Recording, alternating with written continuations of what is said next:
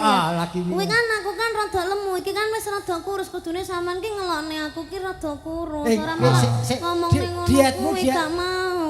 Dietmu diet apa sih? Gak aku gak mood aku.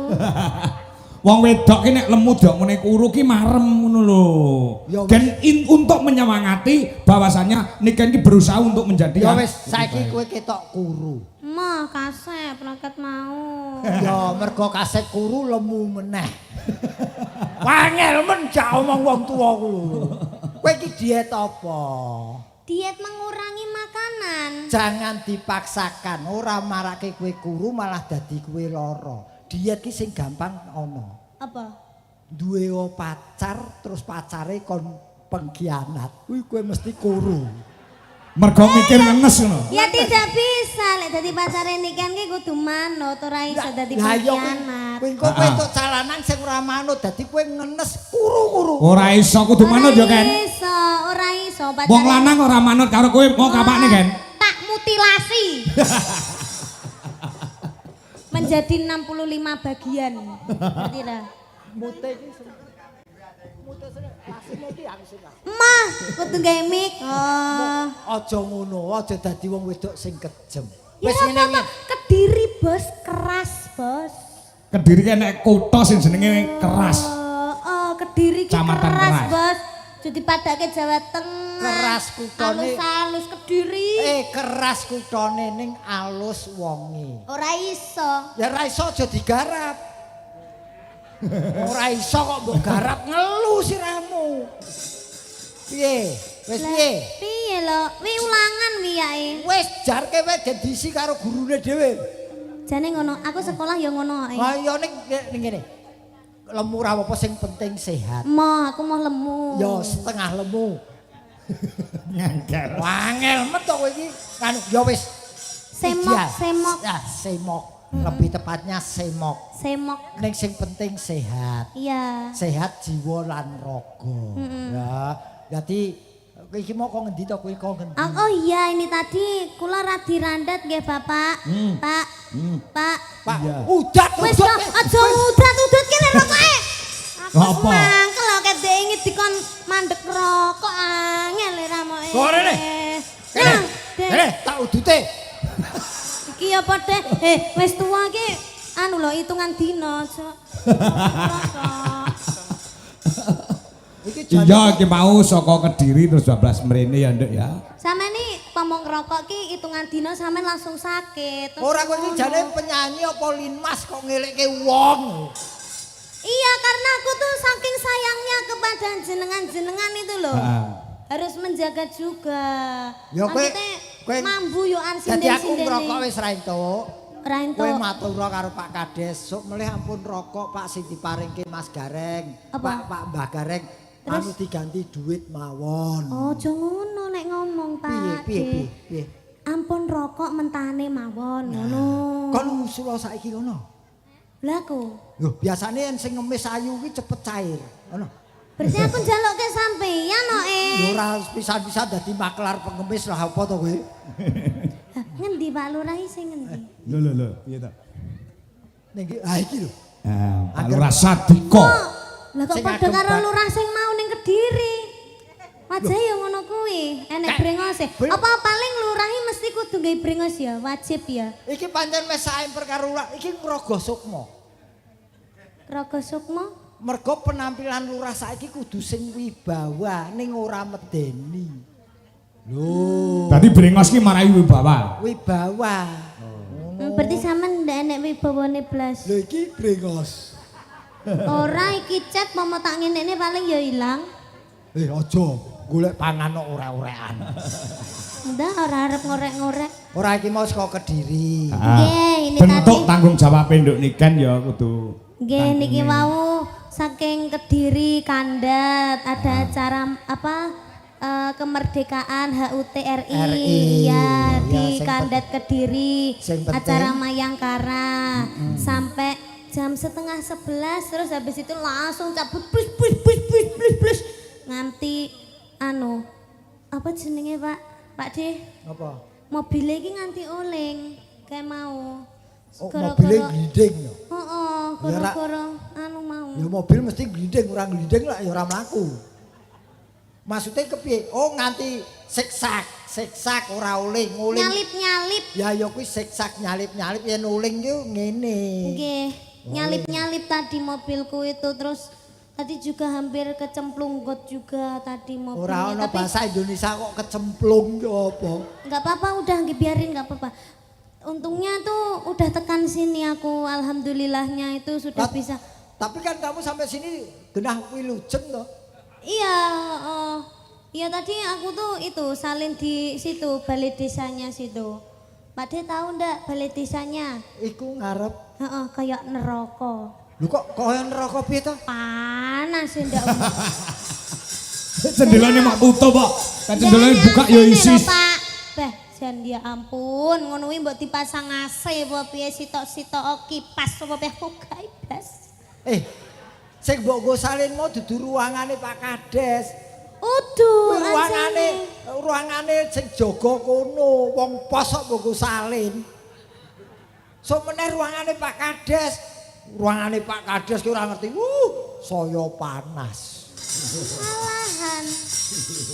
Oh, kene iki hawane adem nganjuk nggone kutu. Oh iya, nganjuk kutu angin. Wong nganggo AC barang. Nah iki ya sing baku ngaturke wilujeng iki kene bersih desa ya tanggap warsa RI Mauludan.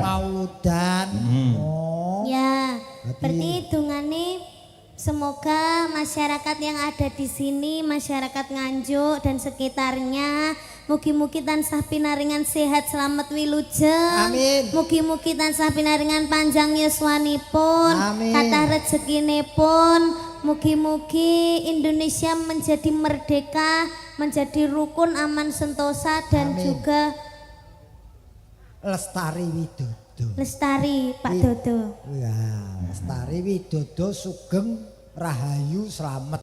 Sugeng Rahayu bis itu. Apa? Bis. Kok bis ki donga. Kok bis? Iya enek bis Sugeng Rahayu. Iya. Enek bis Bagong barang enek. Bis Gareng ora enek. Wis gareng ngarene. Ora enek. Ono. Soale lek bis kan kudune kan sing jebobok-jebobok to, Pak. Bagong kan awake lemu. Iya. Lek gareng kan cilik. Cilik, heeh. Mosok ya bise arep ciut ngono ya, Kak. Ning Semarang ono bis gareng. Bis apa kuwi? Ning ora ditumpaki sing dienggo jumbleng lho. Wah jenenge ya bis. Apa itu? Oh takono Pak Kades iki pemboro ngerti bis iki piye ngerti. Iya. Oh. Iki pamundhute Pak Lurah jek sitok nduk kan. Apa? Caping gunung dijengleng kon jengleng Pak De Gareng. Oh nggih. Juga ini permintaan dari Mas Sahrul DPRD Kabupaten Nganjuk nyuwun tresna waranggono.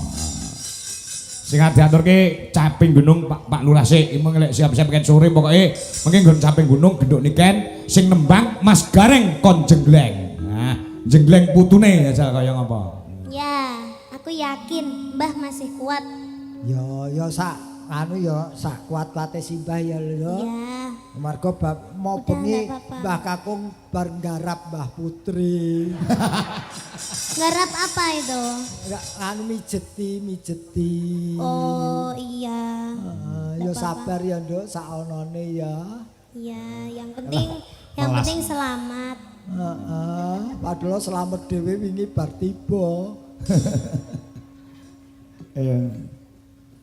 Saben bengi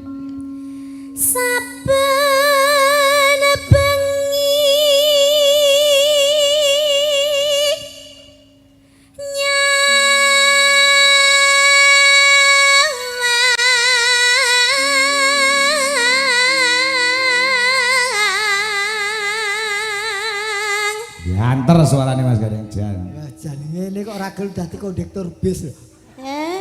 Wow, Kediri. kok kondektur bis? Lah apa? Sangganggae kernet ngono lho. Iya kernet banter. Dhuwur kondektur. Iya. Napani. Maaf. Sing duwe bis ngono lho. Oh ya. Ya bis jumbleng. Aku sudah lama tidak menyanyikan lagu ini, Mbah. Oke deh. Nah, nanti kalau aku lupa tolong dielekkan ya. Delik kan. Iya, habis ini apa? Saben bengi nyawa. Sayang sekali Simbah juga tidak emot. Itu apa? Apa, Pak? Konang. Oh, konang. Aja karo potang lho, konang. Di. Sing semangat to kan bengi iki ya. Semangat ya. Ora ana to, Say? Ora ono. Enak sing ngendon-ngendoni ning ayo. Lho saonone to kan ditabrak kono. Yo ngangas. Yo.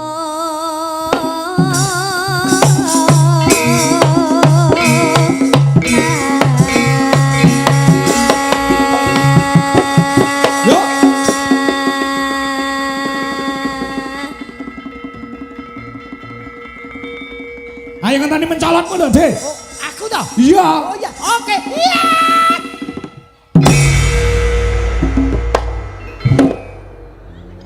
Aku no tahu ndak Mbah? Aku no kayak mencium bau-bau kecut gitu loh. Jangan keliru. Ini bukan kecut. Kecing. Badek. Oh, mbakmu dhewe lho, Ren. Badek. Nikani kemproh. Ngapa? Mosok karek didebek terus kena iki. Ya kan mengecek toh. Ngecek ki ora ngene terus ngene. Ngecek ki ngene to. Oh, ngene lho. Gila lho ya. Ayu-ayu kemproh. Ora nek kene wangi wong lagi teko mamak breng ngono iki wangi. Gereng apa sine PPO tok. Nyepelek nih. Nyepel ki lek. Yen Apa iki, Pak De? yen mati. Wis ngerti, rasa diwarai. Oh, ditenono wis. Kene sinden pinter kok diwarai. Ditenono kowe engko sok dadi apa kowe cah iki. Yen memajang menganggo janor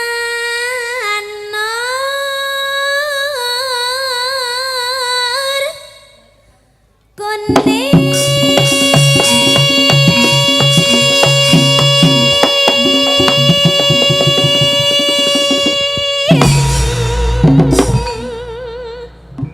jangan mepet-mepet. Bau kecing.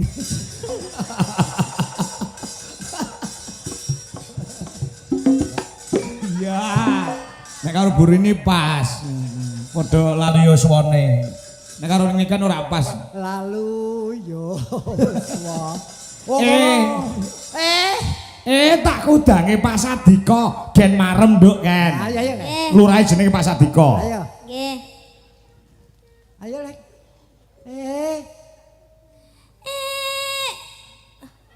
Kaya niku to, Pak. Oh iya.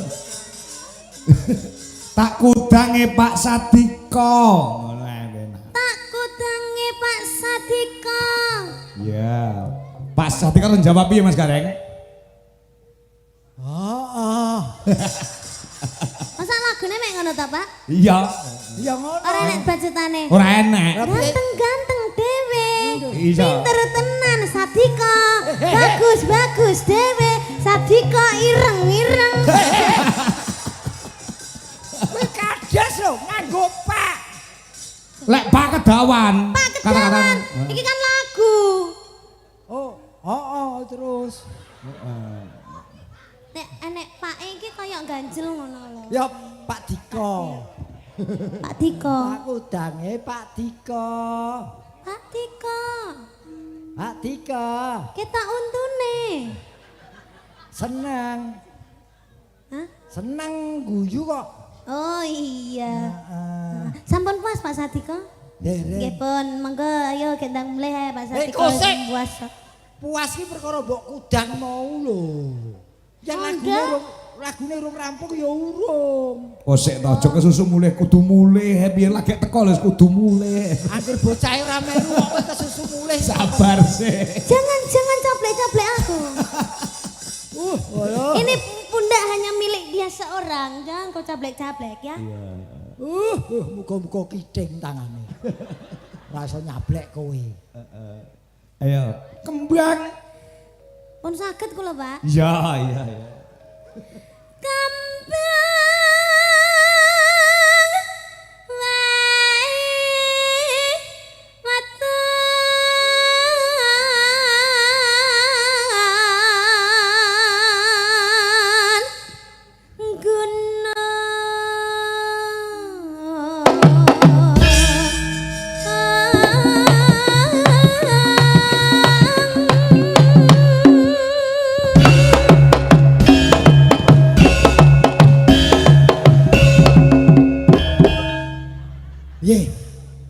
rasane piye? Ndak kerasa belas.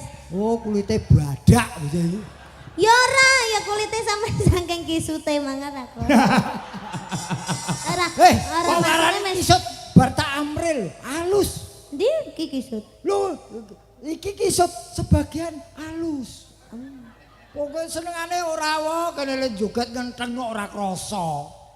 Kurang greget berarti. Kurang gregetnya, Pak. Ya kamu yang gregeten dong.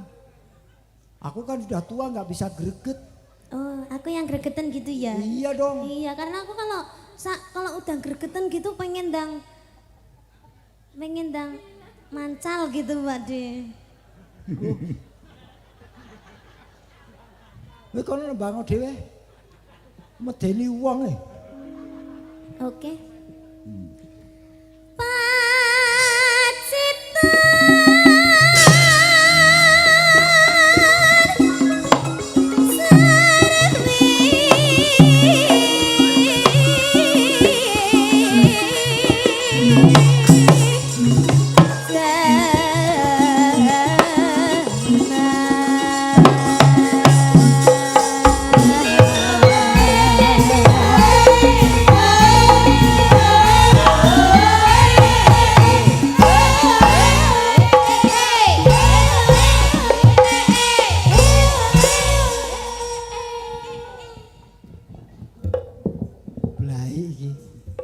Iki konslet iki.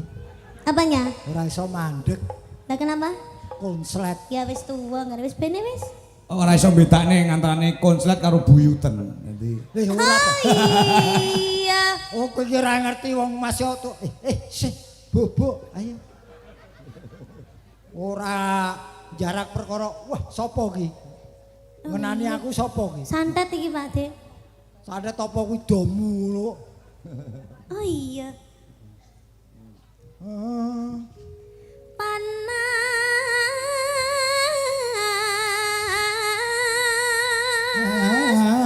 ja.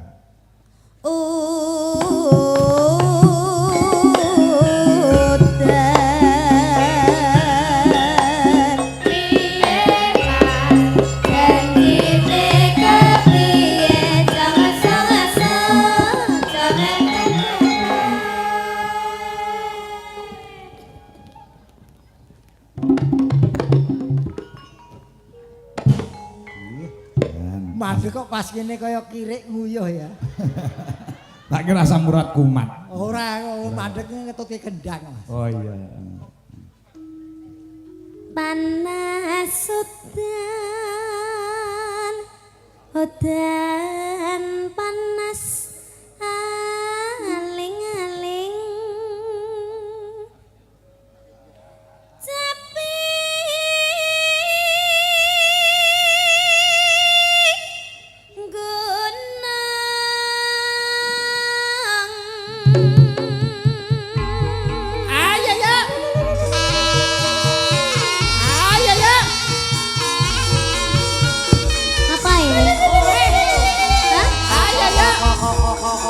Ayo contohnya Pak De Kareng sih, ayo. Iya. Ayo Pak De.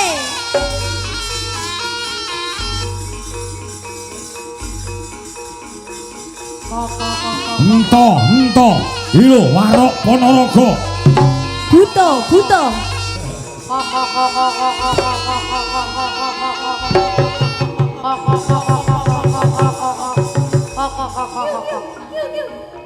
Kukeruk.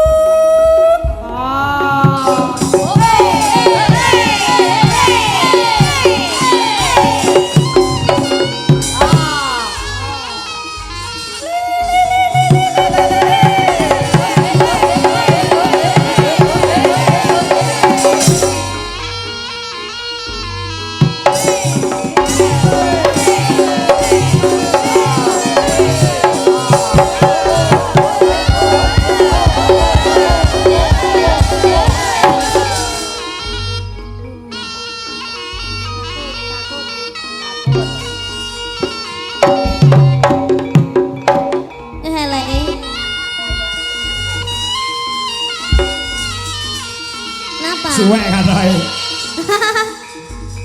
Iya.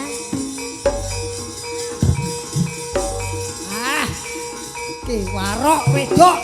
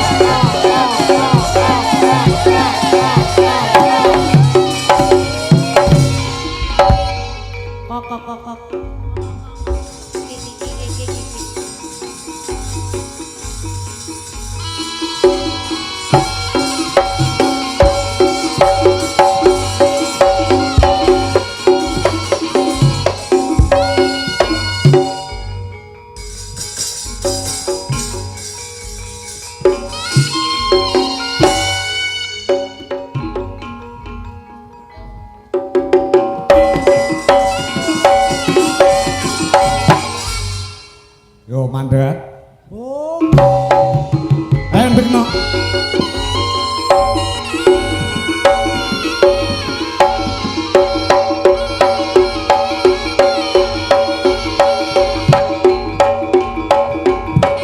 Ndekno kan.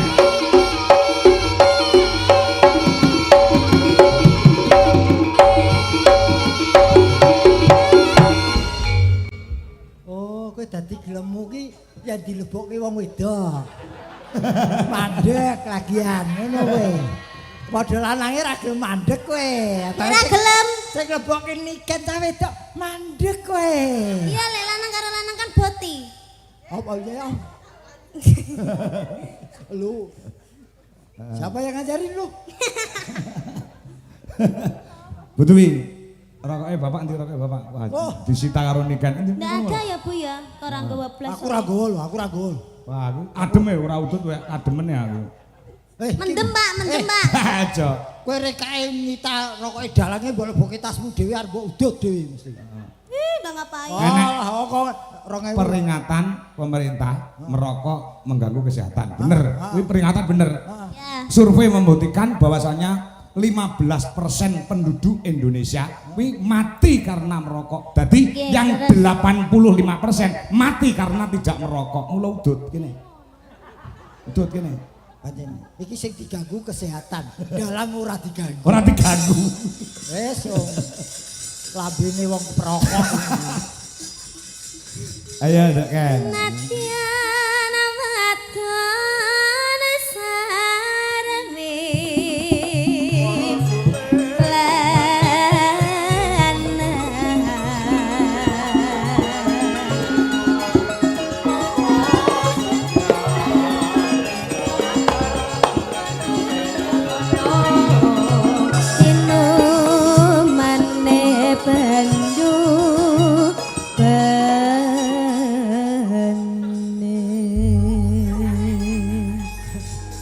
Alah enak sing video call. Apa? Wah, iya ki nang Nganjuk. Lagi anu Ardi, iya ki. Utu Ardi tak ampusi.